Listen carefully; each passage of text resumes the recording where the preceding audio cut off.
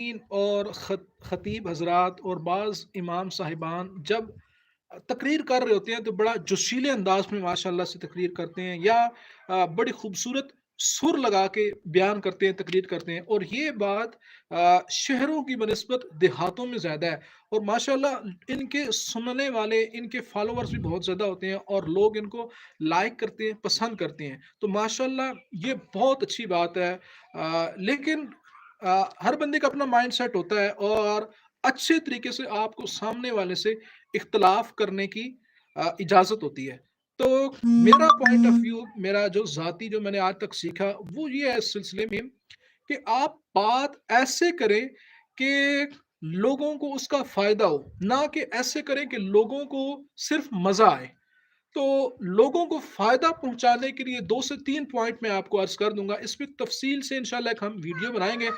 आज मैं लाइव आपके सामने आया तो सिर्फ़ ये मैंने कहा अभी मेरे ज़हन में बातें आ रही थी तो मैं अर्ज़ कर दूँ। तो वो 3 चीज़ें ये हैं। सबसे पहली बात कि आप लोगों से इल्मी बात करें, लोगों को कोई ना कोई इल्म दें तो इंशाअल्लाह इससे लोगों को फ़ायदा होगा। दूसरी बात ये कि आप नरम अंदाज़ में, बिल्कुल हल्के अंदाज़ में और अच्छे अंदाज़ में आप लोगों से गुफ्तगू करें। बहुत ज़्यादा अगर आप जोशीले अंदाज़ में या जब आप सुरें लगा रहे होंगे तो लोगों को मज़ा तो आएगा, लेकिन लोगों को शायद आपकी बात से जैसे फ़ायदा उठाना चाहिए था, लोग वैसे फ़ायदा नहीं उठा सकेंगे। तो पहली बात कि आप बात इन्फॉर्मेटिव करें, इल्मी बात करें।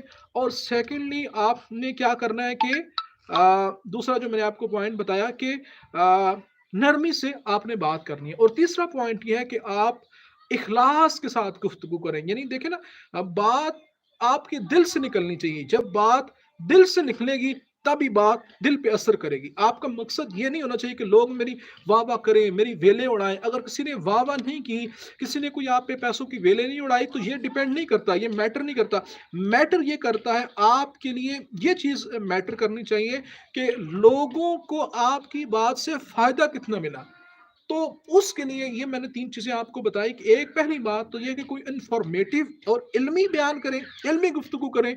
और दूसरी बात ये कि आप नरम लहजे में, आराम सुकून के साथ उनसे उनके लहजे में गुफ्तगू करें। और तीसरी बात, बात दिल से कहें, इखलास से कहें ताकि सामने वालों के दिलों में उतरे। और आज की आखिरी बात, आखिरी मेरा पैगाम ये है, देखें कि अ, हज़ारों राइटर्स हैं, हज़ारों लिखने वाले हैं और हज़ारों बोलने वाले हैं जो बोलते हैं। लेकिन उन हज़ारों लिखने वाले और हज़ारों बोलने वालों में से दूसरों पे जो चीज़ असर-अंदाज़ करती है, यानी किसी का लिखा हुआ या किसी का बोला हुआ आप पे सिर्फ़ तब असर-अंदाज़ करेगा जब अल्लाह तबारक व तआला चाहेगा। यानी आपके लिखने में जो आपने लिखा है उसमें तासीर तब पैदा होगी जब अल्लाह चाहेगा। जो आपने बोला है उसमें तासीर तब पैदा होगी जब अल्लाह चाहेगा। तो लिहाज़ा अल्लाह ताला से अपनी ज़ुबान में तासीर की दुआ माँगा करें।